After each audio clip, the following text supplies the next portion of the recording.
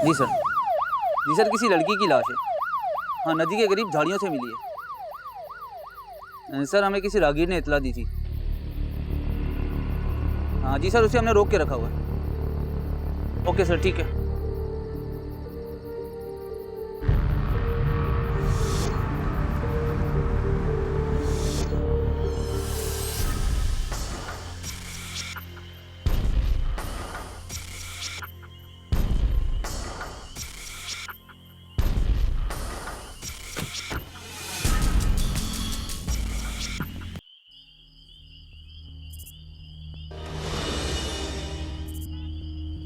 सबसे पहले लाश किसने देखी? सर, इसमें। तो सबसे पहले लाश तुमने देखी? जी। तू यहाँ पर क्या करने आया था? सर, मैं घर जाने के लिए अक्सर शॉर्टकट रास्ता इख्तियार कर लेता हूँ। आज जब घर के लिए जा रहा था तो यहाँ लाश देखी, तो इसलिए मैंने फ़ौरन 15 पर इतला दी। ठीक, क्या नाम बता लो। आप आए हमारे।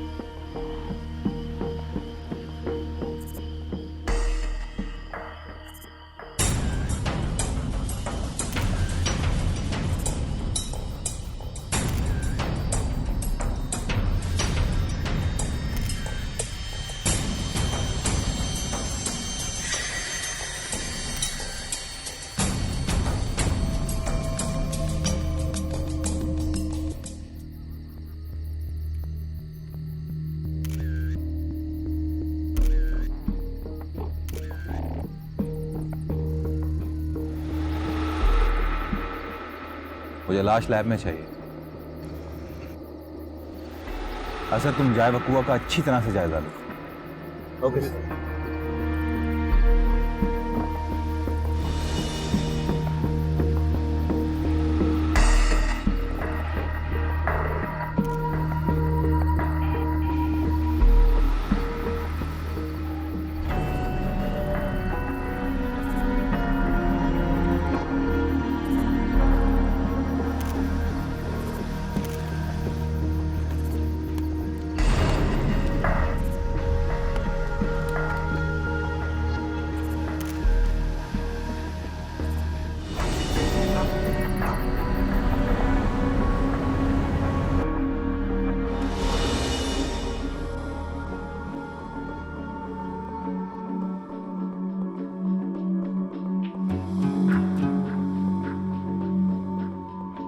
और ये है तीसरी लाश।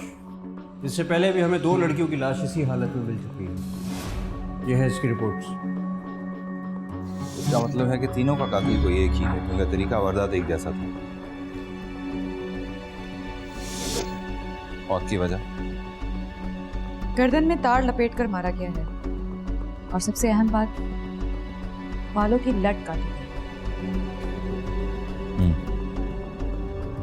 गले में तार डालकर मारना कॉमन है, लेकिन बालों की लट काटना कॉमन नहीं है। फिंगरप्रिंट्स ले लिए हमने, डेटाबेस से इंफॉर्मेशन निकल सकती है। मौत का वक्त? जब हम मौका वारदात पर पहुंचे तो उससे कबल ये 5 से 6 घंटे पहले मर चुकी थी। ऑटोप्सी की रिपोर्ट और डेटा इंफॉर्मेशन कंप्लीट दोनों चाहिए।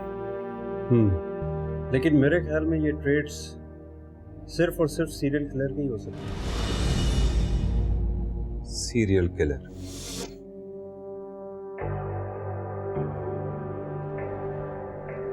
इंटरेस्टिंग।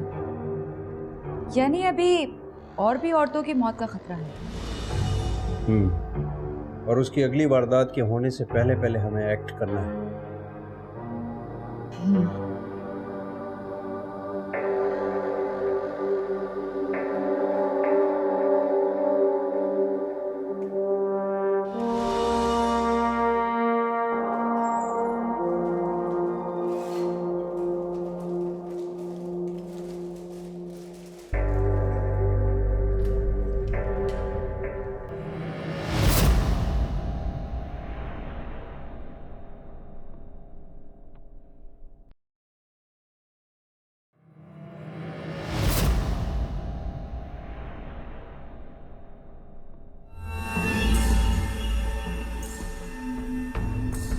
सर, मैंने शहर के तमाम इम्पोर्टेंट पुलिस स्टेशन से मालूम करवाया है। अब तक किसी भी थाने में किसी औरत की गुमशुदगी की रिपोर्ट दर्ज नहीं करवाई गई है। इन तीनों को एक ही तरीके से कत्ल किया गया है और तीनों की तीनों खवातीन ही हैं। डेड बॉडीज की पिक्स में एक और चीज बहुत हैरानकुन है। वो क्या? वो ये कि तीनों खवातीन का हेयर स्टाइल लगभग एक जैसा है। तीनों खवातीन ने एक ही ब्यूटी पार्लर से हेयर स्टाइलिंग करवाई है। आई डोंट थिंक सो, क्योंकि ये दोनों मुख्तलिफ इलाके की रहने वाली हैं। ये है इसकी डेटाबेस की रिपोर्ट। और ये खातून किसी और इलाके की रिहाइश पजीर। इसका मतलब है कि इंतजार करना होगा जब तक कोई किसी के गुम होने की रिपोर्ट दर्ज नहीं करवाता। ये भी तो हो सकता है कि कातिल इन्हें ब्यूटी पार्लर से ही फॉलो करता हो। देखो, एक की लाश मिली हमें मलीम नदी से, दूसरी की लाश मिली हमें न्यू कराची से और तीसरी की सीव्यू के एरिया से। तो क्या लगता है? कातिल जो कोई भी हो, उसने वारदात बड़ी होशियारी से की है। और अगर देखा जाए तो तीनों खवातीन ने कोई ना कोई गोल्ड की एक्सेसरीज जरूर वेयर की थी। किसी ने कानों में बालियां, किसी ने हाथों में रिंग, और तो और सोने की चूड़ियां भी वेयर की हुई, लेकिन उसे छोड़ दिया गया। तो इसका मतलब है कि ये स्ट्रीट क्राइम भी नहीं है। ये सीरियल किलर का काम है। कौन है, क्यों कर रहा है, इसका पता चला।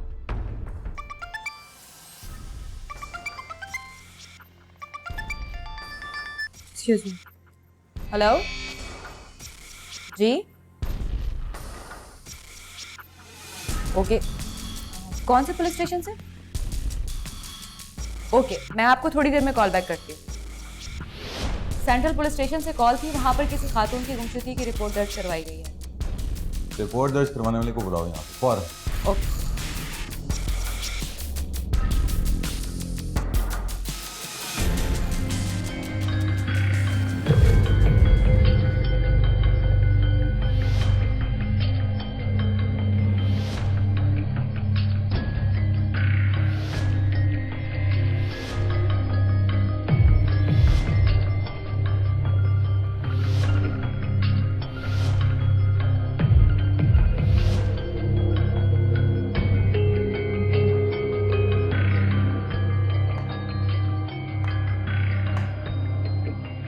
Munchausen syndrome by proxy.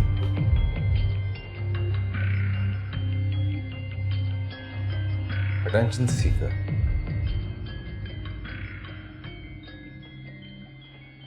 Psychopath or sociopath.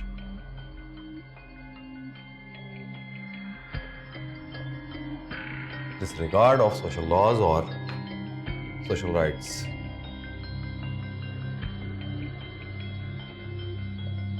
Failure to feel guilt.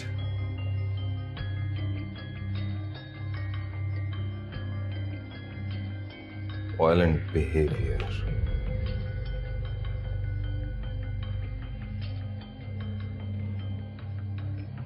Low IQ obsession.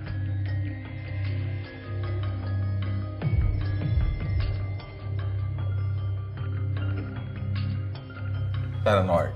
Schizoid.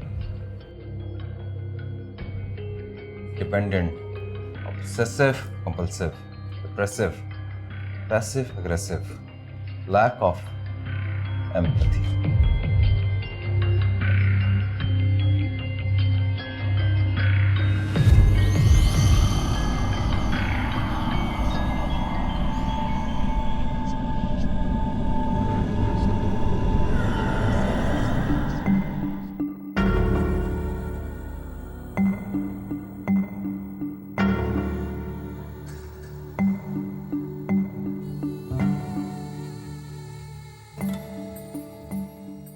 नाम?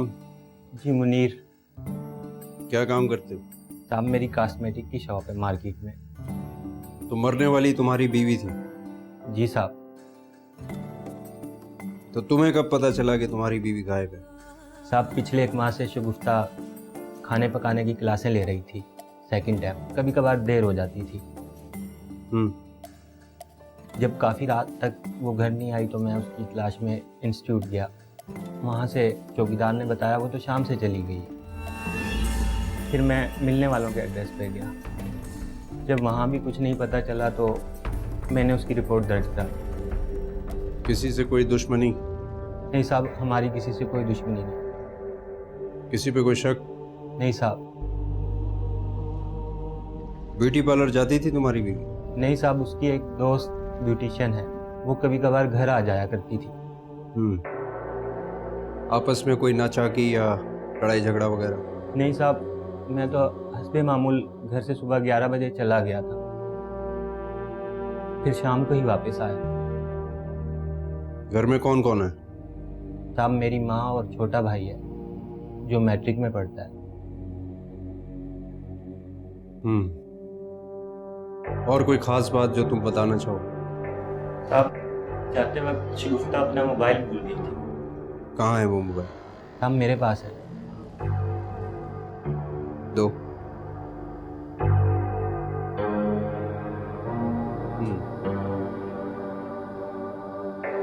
ठीक है,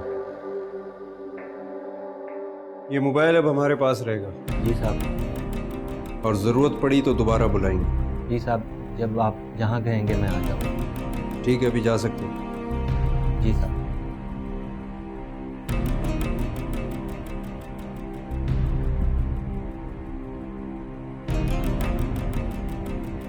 असद, इन एड्रेसेस पर जाकर इनकी मालूमात हासिल करो। ठीक है बॉस। उसना, इसकी बॉडी लैंग्वेज से तुम्हें क्या लगता है? I think sir he is innocent.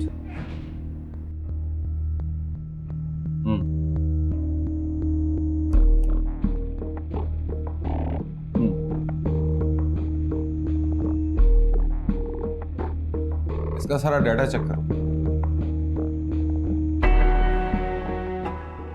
ठीक है सर, मैं आपको रिपोर्ट करती हूँ।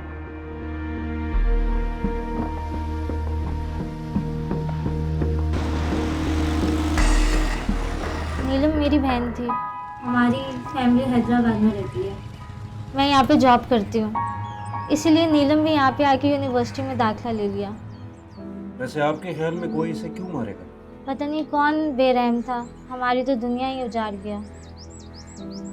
कभी किसी से कोई लड़ाई झगड़े वाली बात हुई थी? उसको लड़ाई झगड़े का तो पता ही नहीं था, वो तो बहुत हंसमुख रहने वाली थी। ब्यूटी पार्लर जाती थी? जी, मेरे साथ ही जाती थी, हम दोनों ही साथ जाते थे। किस ब्यूटी पार्लर जाती? यहीं पास गली के कोने पे ही है। वैसे वालिदैन क्या करते हैं आपके? मेरे वालिद की हैदराबाद में जूतों की दुकान है। और वालदा? वो हाउसवाइफ है। कितने बहन भाई हैं आप? हम बस 2 ही बहनें थी। एक भाई हैं बड़े, वो लाहौर में रहते हैं अपनी बेगम के साथ।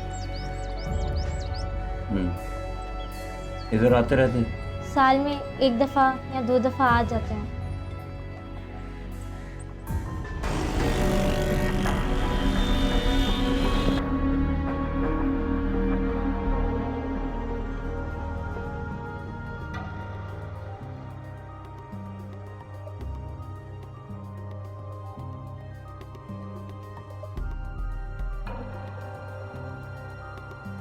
आपकी बेटी लुबना के मर्डर के इन्वेस्टिगेशन के लिए हाजिर हुआ था।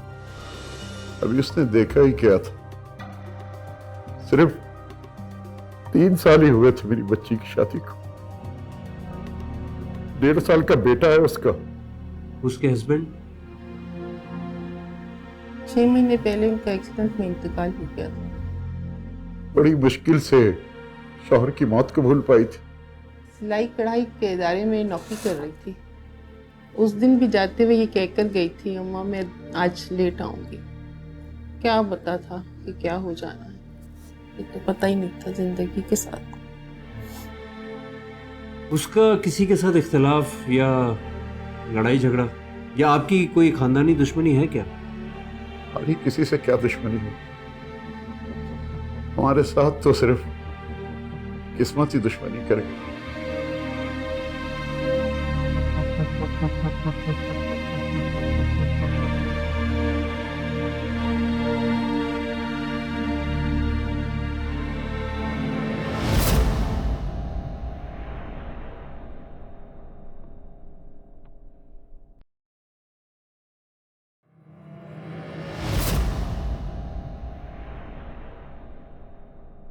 पहली लाश मलिर नदी के करीब से मिली। नाम नीलम, उम्र 21 साल, स्टूडेंट है और न्यू कराची की रिहायशी। दूसरी लाश सीवियो के एरिया से मिली। नाम लुबना, उम्र 28 साल, बेवा, मुलाजमत पेशा और मॉडल कॉलोनी की रिहायशी। और तीसरी डेड बॉडी रेस कोर्स के इलाके से मिली है।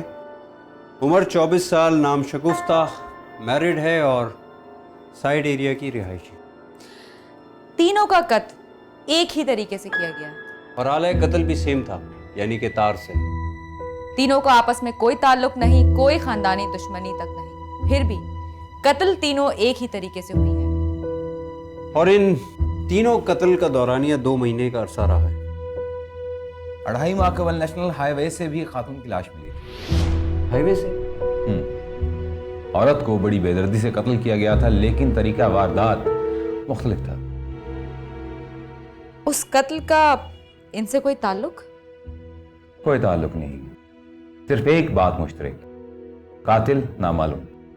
तुम कहना क्या चाहते हो? नामालूम का मालूम होना बहुत जरूरी है।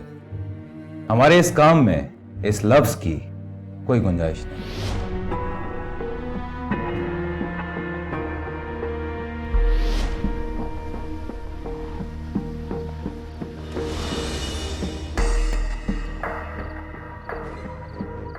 अच्छा, तुम्हारी बीवी की मौत को 2.5 माह का अरसा गुजर गया, लेकिन कातिल अभी तक नहीं पकड़ा गया। कत्ल कैसे हुआ था? अब मेरी और महवेश की मोहब्बत की शादी थी। हम एक दूसरे को बहुत प्यार करते थे। ये समझे जी, नजर लग गई थी। तुम दोनों के बीच में कोई झगड़ा हुआ था क्या? तौबा करें जी, झगड़ा और महविश से इसका तो मैं तसव्वुर भी नहीं कर सकता। मैंने आपसे कहा ना, वो मुझे चाहती ही बहुत थी, लेकिन पता नहीं जमाने की नजर खा गई। जिस रोज ये कत्ल हुआ था, उस रोज तुम्हारी अपनी बीवी के साथ आखिरी मुलाकात कितने बजे हुई? मैं सुपरमार्केट की बड़ी गारमेंट शॉप पर काम करता हूँ जी, और मामूल के मुताबिक उस दिन भी मैं काम पर चला गया था। महविश मेरे पीछे से बाजार चली गई, वापस लौट कर नहीं आई। क्या मतलब? जब मैं वापस घर आया तो वो घर पर मौजूद नहीं थी। साया ने बताया कि वो बाजार गई हुई है। काफी देर के बाद मैं उसे ढूंढने के लिए निकल गया। कहाँ कहाँ नहीं ढूंढा, तो लेकिन वो नहीं मिली। तो तुम्हें उसकी मौत की इत्ला फिर किसने दी? जी, मैं अस्पतालों की इमरजेंसी में गया ढूंढने उसको कि शायद, पर वही हुआ जी कि लाश मिली। ठीक है, तुम मुझे अपना मोबाइल नंबर दो, तुम्हारे बयान की जरूरत पड़ सकती है हमें। लिख लें जी।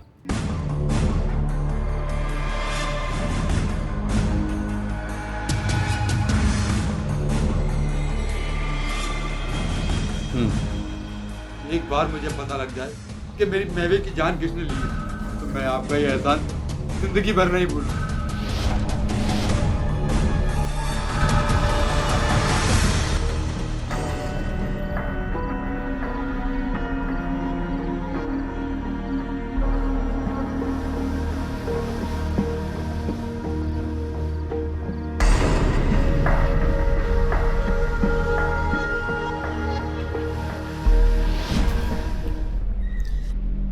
सर, ये शगुफ्ता के टेलीफोन नंबर्स की डिटेल्स हैं और इसमें कुल 15 नंबर ऐसे हैं जिनमें सबसे ज्यादा कॉल्स की गई हैं।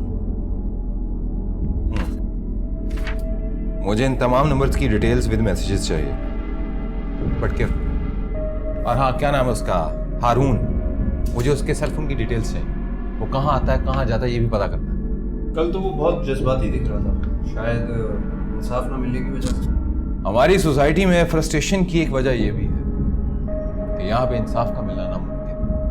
और अगर कभी वो वक्त आ ही जाए, या तो फिर तालिब नहीं रहता या फिर कोई और रास्ता इख्तियार कर चुका होता। मैं डिटेल्स देती हूँ।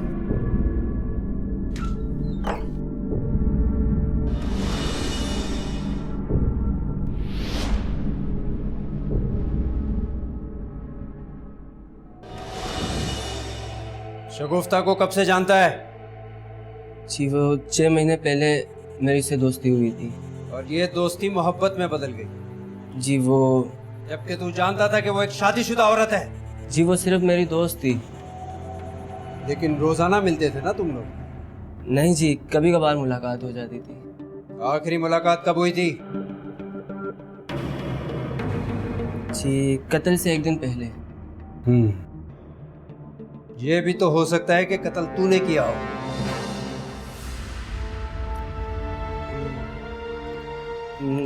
मैं ऐसा क्यों करूँगा?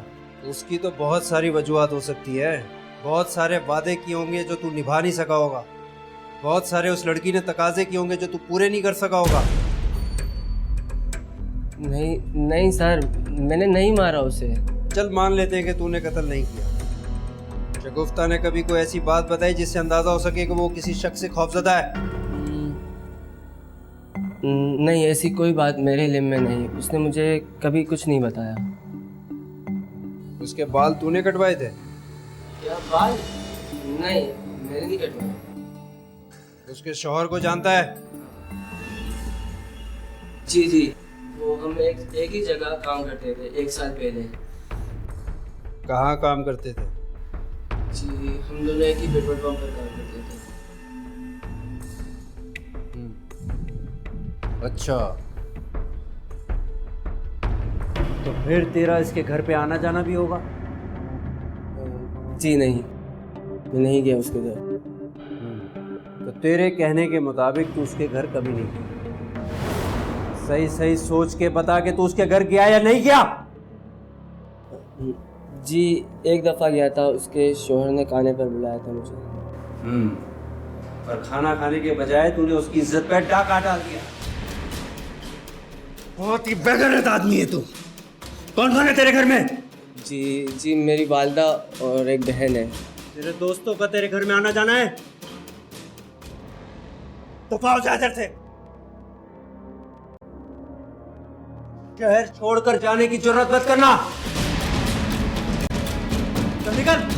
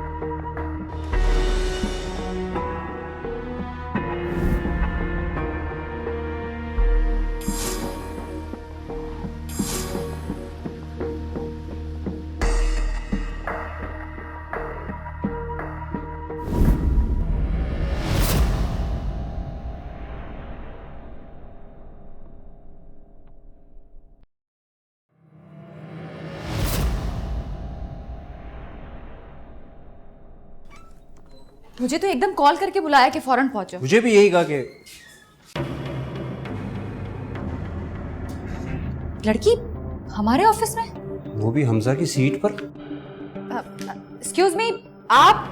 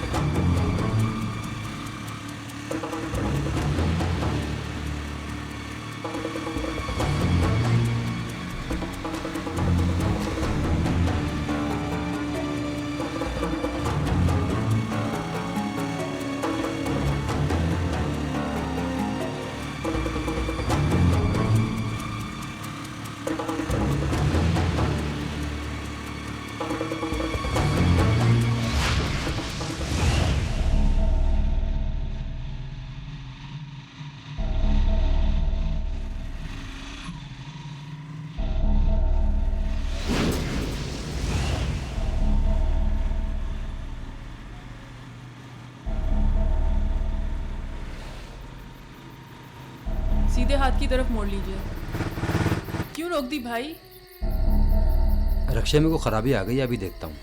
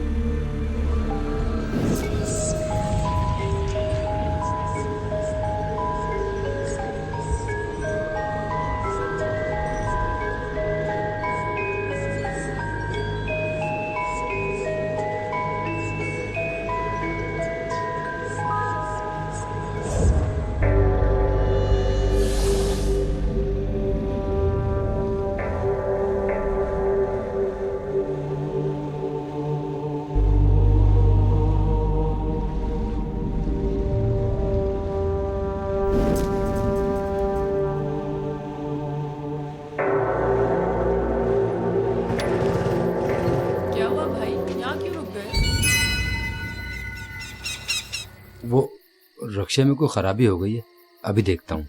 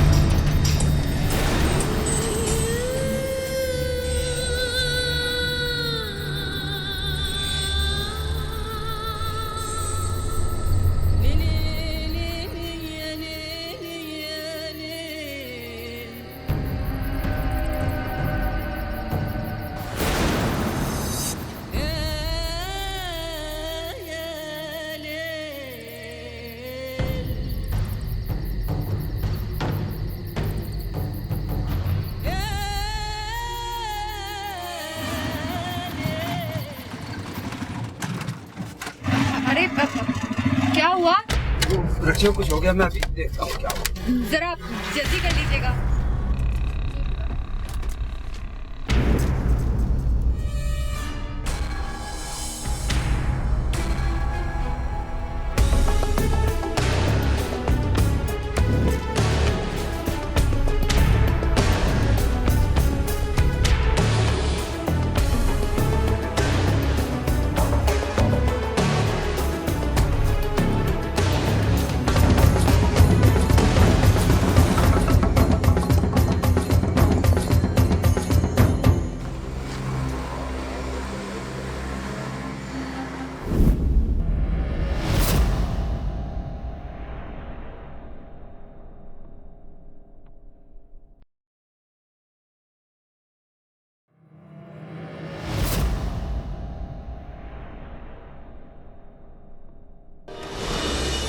थैंक यू हुस्ना, तुम्हारी हिम्मत की वजह से आज ये मूजी कानून की गिरफ्त में है। शुक्रिया तो मुझे आप लोगों का अदा करना चाहिए सर। 3 दिन की सर्च के बाद मुझे इस बात का अंदाजा हो गया कि हमारी सोसाइटी में खवातीन घर से चाहे किसी भी काम के लिए क्यों ना निकले, इन मर्दों की निगाहें उन्हें इस तरीके से घूरती है जैसे वो इस दुनिया की नहीं बल्कि किसी और जहां की मुख्तार। ठीक कहा तुमने। हमारी सोसाइटी में कई ऐसे घटिया लोग हैं जो घर से निकलते ही माँ बहन बेटी का तकद्दुस तक भूल जाते हैं। वैसे सर आपको इसके ऊपर शक कब हो? जब पहली बार इसके घर में मैंने इससे हाथ मिलाया था। इसके हाथ की सख्ती किसी मजदूर, मिस्त्री या ड्राइवर की तो हो सकती थी, किसी स्टोर में काम करने वाले सेल्समैन की नहीं। और फिर इसका सेल नंबर जो उसने तुम्हें दिया था शगुफ्ता के फोन से मिला। बाकी की कड़ियां ये जोड़ेगा। बता भाई, बता के तूने ये कत्ल क्यों किए? सच सच बता, वरना तेरा वो हशर करूंगा कि 1 महीने तक अस्पताल में पड़ा रहेगा। बता। बता दो। देखो, जब मैं फोन नहीं उठाया करूँ तो समझ जाया करो कि मेरे साथ कोई ना कोई प्रॉब्लम है। वो तो मैं समझता हूँ, मगर जब तक तुम्हारी आवाज़ ना सुनो ना बहुत बेचैनी रहती है। वादा करो कॉल ज़रूर करोगी। ओके बाबा, वादा। 1 मिनट खामोश रहना, मेरे शौहर की कॉल है। हेलो। हाँ हाँ, बस मैं आ रही हूँ। अरे पापा, मैं एक दोस्त के घर पे ठहर गई थी, बस मैं आ रही हूँ। Okay bye. मेरा शौहर घर पर आ गया, बहुत देर हो गई, जल्दी चलो। चल भाई, जरा जल्दी चला ले। हाँ चला रहा हूँ, जल्दी चला रहा हूँ। अच्छा, एक बात बताओ, मेरा हेयर स्टाइल कैसा लग रहा है? मेरी पसंद का है और बहुत प्यारी लग रही तुम। और हाँ, कल मिलने ज़रूर आना, कोई बहाना नहीं। चले? जी चले चले भाई, ज़रा जल्दी चला ले। अरे आप आ गए? अस्सलाम वालेकुम। वालेकुम। आज आप जल्दी घर आ गए? हाँ। आज मैंने आपकी पसंद का सालन बनाया है, मैं अभी लेकर आती हूँ।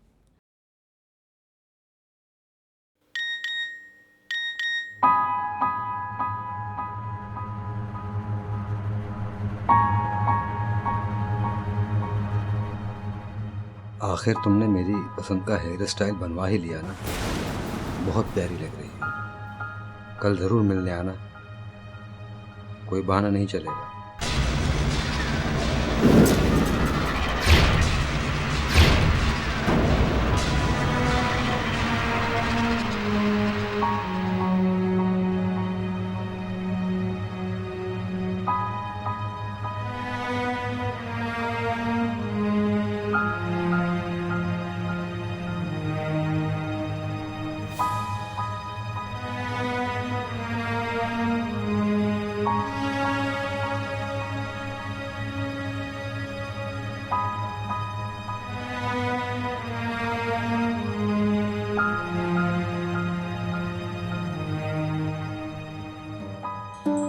मैं तो समझी थी आज आप लेट ही आएंगे, और मैं तो परेशान हो रही थी और एक तरह से खुशी भी थी।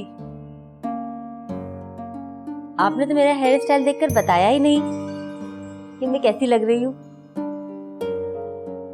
अच्छी लग रही है।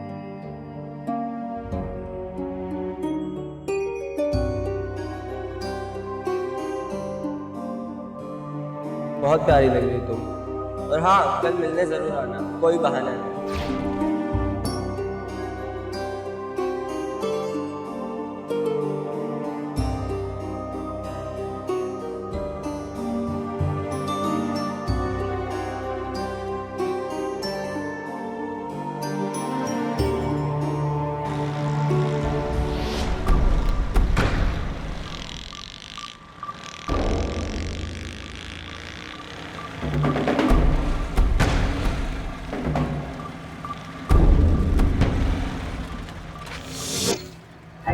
आपने तो कहा था कुकिंग क्लासेस के बाद आप घुमाने लेके जाएंगे। ये कहाँ आप जंगल बयाबान में ले आए? यहाँ तो कुछ भी नहीं है। आज मैं तुम्हें ऐसी जगह लेकर आया हूँ जहाँ से तुम कभी वापस नहीं जाओगे। नहीं।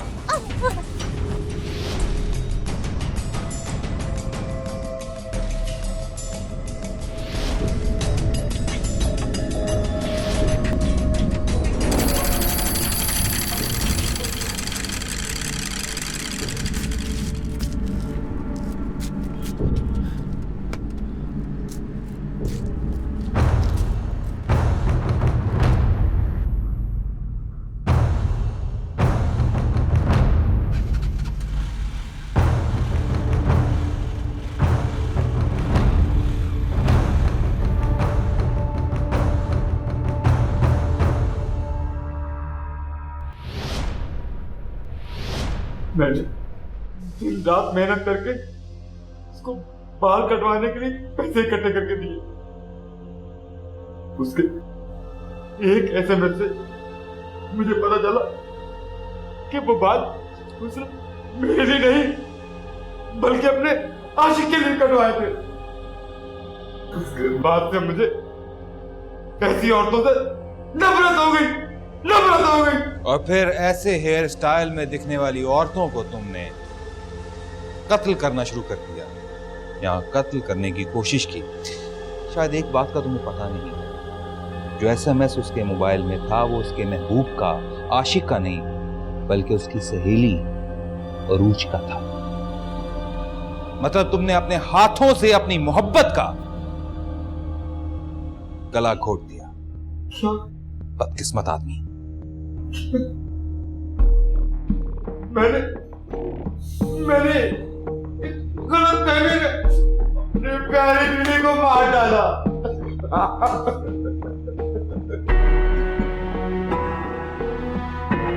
केस